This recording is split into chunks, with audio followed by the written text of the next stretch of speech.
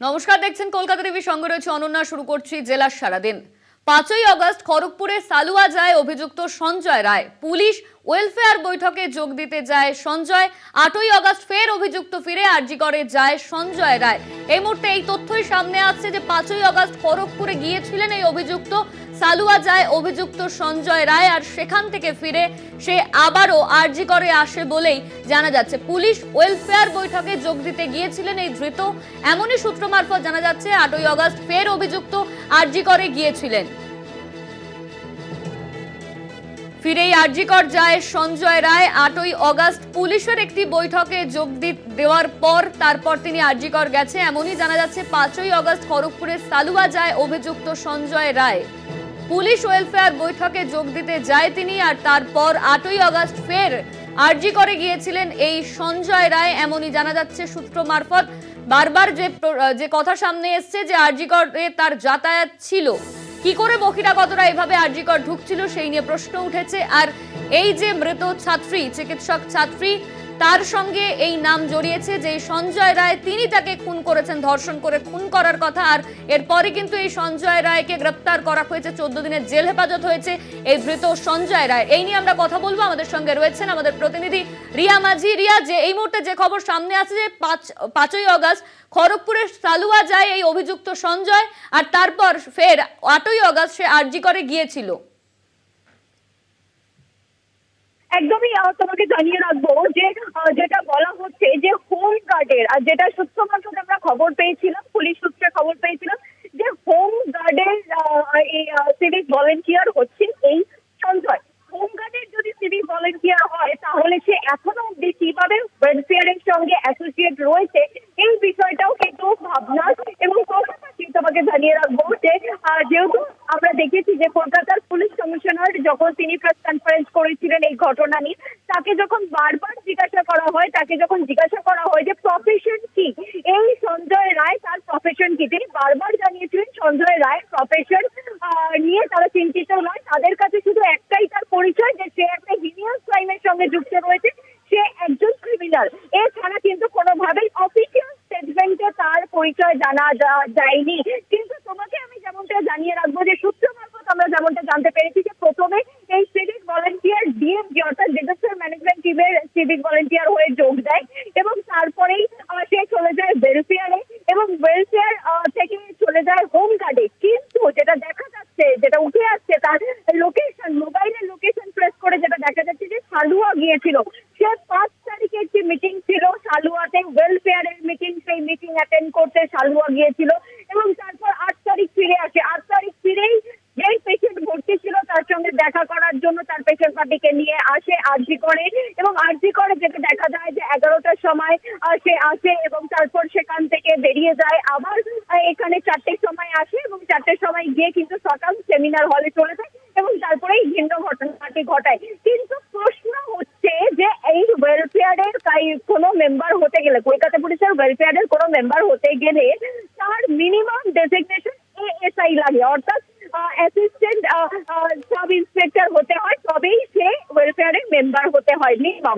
কিন্তু civic volunteer সে কিভাবে এই ওয়েলফেয়ারে গেল, তার সঙ্গে কিভাবে অ্যাসোসিয়েট থাকলো, এই পুরো বিষয়টা, এবং যদিও ধরে নেয় সে অ্যাসিস্ট্যান্টের কাজ করে, কিন্তু একজন অ্যাসিস্ট্যান্টের যে কাজ করে সে ওয়েলফেয়ারের মিটিং এ কি করতে গিয়েছিল, এই একাধিক প্রশ্ন কিন্তু ইতিমধ্যেই উঠতে আরম্ভ করেছে। তবে এই সিভিক ভলেন্টিয়ার, তোমাকে জানিয়ে রাখবো যে এই সিভিক ভলেন্টিয়ার সঞ্জয় রায়, তাকে ইতিমধ্যেই গ্রেপ্তার যে করা হয়েছে। তবে যেটা দেখা যাচ্ছে যে আজকে এই মুহূর্তে কলকাতার পুলিশ কমিশনার তিনি এসে উপস্থিত হয়েছেন আরজি করে, এবং অ্যাডিশনাল সিপি 1 মুরলীধর শর্মা যিনি এই ক্রাইমের চার্জে রয়েছেন, এবং পাশাপাশি অ্যাডিশনাল সিপি 3 সন্তোষ পান্ডে, ডিসিডিডি স্পেশাল বিদিত রাজ বুন্দেশ, এবং তাছাড়াও একাধিক ডিসিরা, ডিসি নর্থ, ডিসি ইএসডি প্রত্যেকে এসেছেন, এবং স্টেট অর্থাৎ স্পেশাল ইনভেস্টিগেটিং যে টিম তৈরি করা হয়েছে, আর সেই টিম হোমিসাইডের অফিসার, উমেন গ্রেভেন্সের যে অফিসার, এই সমস্ত অফিসার সিটের টিম ইতিমধ্যেই ভিতরে ঢুকেছে, এবং তার সঙ্গে সাইন্টিফিক উইংস ভিতরে গিয়েছে, এবং তার সঙ্গে তোমাকে জানিয়ে রাখবো যে অটোপসি যারা সার্জন রয়েছে সেই অটোপসি সার্জনরা কিন্তু ইতিমধ্যেই এসে উপস্থিত হয়েছেন। কারণ তোমাকে জানিয়ে রাখবো যে এই হিনিয়াস ক্রাইম, এবং এই যে ক্রাইম হয়েছে সেই ক্রাইমে কোনো রকম ফাঁক ফোকর রাখতে চাইছে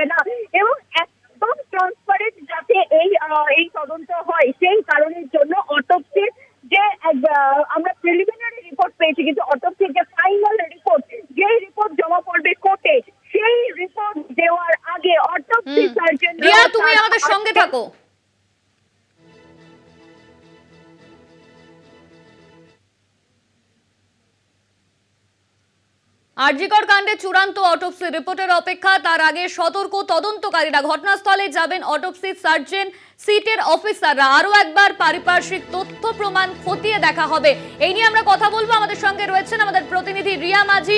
রিয়া, অটোপসি সার্জন তারা যাবেন ঘটনাস্থলে, সিটের অফিসাররা আরো একবার পারিপার্শ্বিক তথ্য প্রমাণ খতিয়ে দেখার জন্য এখানে যাবে, এমনই জানা যাচ্ছে। এই মুহূর্তে কি আপডেট রয়েছে?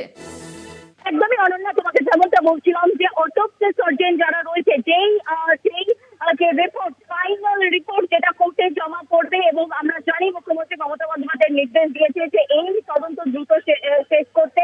সেই কারণের জন্যই কিন্তু এটা একদম যে কোর্টে হওয়ার কথা, যে দ্রুত যেখানে শেষ করতে পারবে এই যে পুরো প্রক্রিয়াটা, তদন্ত প্রক্রিয়াটা, সেখানেই কিন্তু সেখানে সেই কোর্টে অর্থাৎ শিয়ালদা কোর্টে এর তদন্ত শিয়ালদা কোর্টেই তোলা হয়েছিল, কারণ এই জুরিসডিকশন শিয়ালদা কোর্ট পড়ে।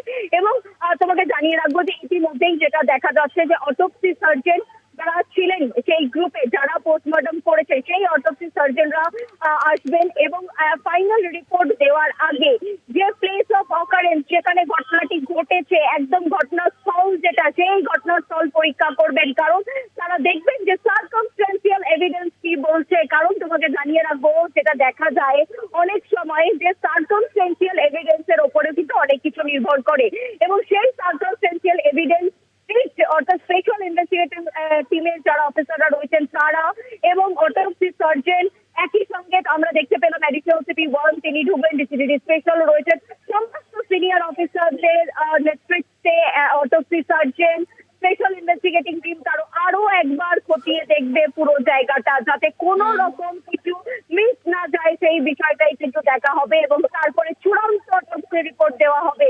এবং তোমাকে জানিয়ে রাখবো যে যেটা বারবার সন্দেহ করছে তদন্তকারী আধিকারিকরা, যে তারা মনে করছেন যে এই যে সঞ্জয় সে যে সকাল উঠে গেল 4 তলায়, তার সঙ্গে কি আর কেউ রয়েছে? অর্থাৎ এরকম কি হতে পারে যে বাইরে কেউ গার্ড দিচ্ছিল, সেই সময় সে ভিতরে ঢুকেই ভিন্ন ঘটনা ঘটিয়েছে, বা তাকে কেউ বলেছিল যে এই টাইমে ডক্টররা ঘুমাতে যায়, বা তিনি কি করে জানলেন যে এই ডক্টররা এই টাইমে সেমিনার হলে ঘুমাতে যায়? এই যে পুরো বিষয়টা যে প্রশ্ন চিহ্ন রয়ে গেছে, যে মিসিং লিঙ্ক রয়ে গেছে, সেই মিসিং লিঙ্ক গুলোকে কিন্তু খোঁজার চেষ্টা করছে তদন্তকারী আধিকারিকরা। এবং সেই কারণের জন্য আজকে সিপি থেকে আরম্ভ করে কলকাতার পুলিশ কমিশনার থেকে আরম্ভ করে সমস্ত সিনিয়র অফিসাররা ইতিমধ্যেই এসে পৌঁছেছেন, এবং তারা একদম সার্কামস্ট্যান্সিয়াল এভিডেন্স খতিয়ে দেখছে, যেখানে অটোপসি সার্জন থেকে আরম্ভ করে বিভিন্ন যারা সিনিয়র অফিসাররা তারা আছে, এবং তাছাড়াও পাশাপাশি যারা একদমই রিয়া, তুমি ঠিক যেমনটা জানাচ্ছিলে, আরজিকর কাণ্ডে চূড়ান্ত অটোপসি রিপোর্ট দেওয়ার আগে আরো একবার তদন্তকারী আধিকারিকরা তারা ঘটনাস্থলে গিয়েছেন, ইতিমধ্যেই তারা পৌঁছে গিয়েছেন, জানালেন আমাদের প্রতিনিধি রিয়া মাঝি। জেলার সারাদিনে এখন সময় একটা বিরতির, ফিরছে বিরতির পর সঙ্গে থাকুন। আরজিকরে কর্তব্যরত মহিলা চিকিৎসককে ধর্ষণ করে খুন, ফুঁসছেন রাজ্যের চিকিৎসকরা। প্রতিবাদ বিক্ষোভ সরকারি হাসপাতালগুলিতে। উঠছে হাসপাতালগুলির নিরাপত্তা নিয়ে প্রশ্ন। রবিবার 100টি সিসিটিভি ক্যামেরা লাগানো হলো মুর্শিদাবাদ মেডিকেল কলেজ হাসপাতালে। বাড়ানো হলো হোস্টেলের নিরাপত্তাও।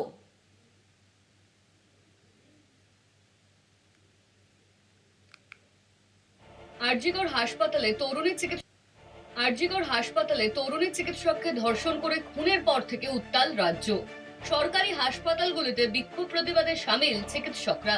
কর্মক্ষেত্রে নিরাপত্তার দাবি সরকারি হাসপাতালের কর্মীদের। এই অবস্থায় নিরাপত্তা জোরদার করা হলো মুর্শিদাবাদ মেডিকেল কলেজ হাসপাতালে। রবিবার হাসপাতালের পুরুষ এবং মহিলা হোস্টেলে বসানো হলো 100টি সিসিটিভি ক্যামেরা। হোস্টেলে 500-র বেশি চিকিৎসক পড়ুয়া রয়েছেন। এতদিন পর্যন্ত মাত্র 10 থেকে 12টি সিসিটিভি ক্যামেরা ছিল। রবিবার আরো 100টি ক্যামেরা বসানো হলো। সোমবার থেকে আরো 3500 নিরাপত্তা রক্ষী বাড়ানো হচ্ছে।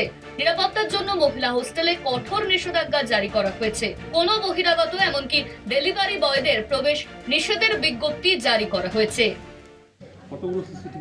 অনেক ক্যামেরা লাগানো হচ্ছে, মোটামুটি ধরে না যে 80 থেকে 100 ক্যামেরা লাগানো হবে, আর কিছু পুরনো ক্যামেরা যেগুলো খারাপ রিপেয়ার করা হচ্ছে, এবং হোস্টেলের পেছনে, সামনে, সাইডে সব জায়গাতেই ক্যামেরা কভারেজে চলে আসবে আর কি। সিঁড়ির মুখটা, লিফটের মুখে আজকে লাগানো হচ্ছে। সোমবার থেকে আরও 35 জন সিকিউরিটি জয়েন করছে নতুন কাজে, তাদেরকে বিভিন্ন জায়গায় ডিপ্লয় করা হবে। আরজি করের ঘটনার প্রতিবাদে অনির্দিষ্টকালের জন্য ইনডোর এবং আউটডোরে কর্মবিরতি পালন করছেন হাসপাতালের ইন্টার্ন ও হাউস স্টাফরা। প্রায় 150 জন জুনিয়র চিকিৎসক কর্মবিরতি ঘোষণা করায় ব্যাহত হাসপাতালের পরিষেবা। মুর্শিদাবাদ থেকে কল্যাণ চন্দ্র রিপোর্ট, কলকাতা টিভি। জেলা সারাদিনে এখন সময় আরো একটা বিরতির। ফিরছে বিরতির পর সঙ্গে থাকুন। কালনায় টিউবওয়েলে জল খেয়ে ডায়রিয়াতে মৃত্যু হয়েছে 28 জনের। 8 জনের মৃত্যু হয়েছে। হাসপাতালে ভর্তি করার পর মৃত্যু 2 জনের। কালনার নারেঙ্গা এলাকার ঘটনা। ইতিমধ্যেই কালনায় টিউবওয়েলে জল খেয়ে মৃত্যু হয়েছে 8 জনের। ডায়রিয়ায় মৃত্যু 2 জনের।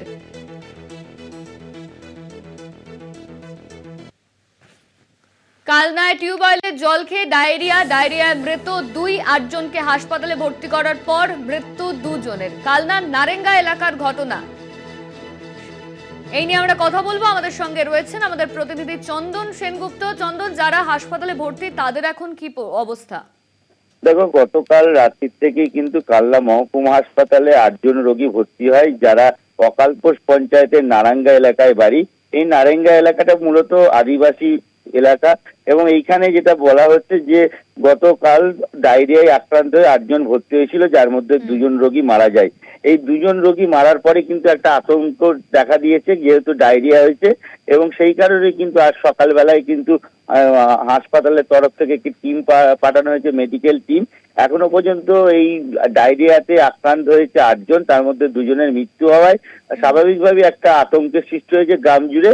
তবে যেহেতু মেডিকেল টিম গিয়ে পরীক্ষা নিরীক্ষা করছে এবং ওষুধপত্র দিচ্ছে, কিছুটা স্বস্তি হলেও এলাকাবাসীদের স্বস্তি হচ্ছে। অনন্যা, ধন্যবাদ তোমায় চন্দন। আমাদের সঙ্গে ছিলেন আমাদের প্রতিনিধি চন্দন সেনগুপ্ত। কালনায় টিউবওয়েল জল খেয়ে ডায়রিয়ায় মৃত্যু 2 জনের। 8 জন ইতিমধ্যেই হাসপাতালে ভর্তি হয়েছে। কালনার নারেঙ্গা এলাকার ঘটনা। ডায়রিয়ায় মৃত্যু হয়েছে 2 জনের। 8 জনকে হাসপাতালে ভর্তি করা হয়েছে। আর এই 8 জনকে হাসপাতালে ভর্তি করার পরই 2 জনের মৃত্যুর খবর সামনে আসছে। কালনার নারেঙ্গা এলাকার ঘটনা।